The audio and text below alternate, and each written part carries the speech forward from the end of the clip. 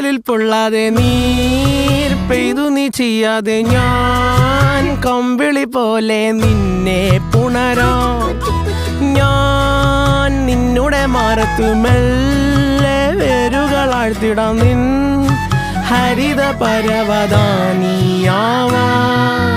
കാലം കൂട്ടുനിന്നില്ലെങ്കിലും എന്നെ പറിച്ചെറിഞ്ഞാലും വീണ്ടും പടർന്നു കേറിടും ഞാൻ. കാലം കൂട്ടുനിന്നില്ലെങ്കിലും എന്നെ പറിച്ചെറിഞ്ഞാലും വീണ്ടും പടർന്നു കേറിടും ഞാൻ.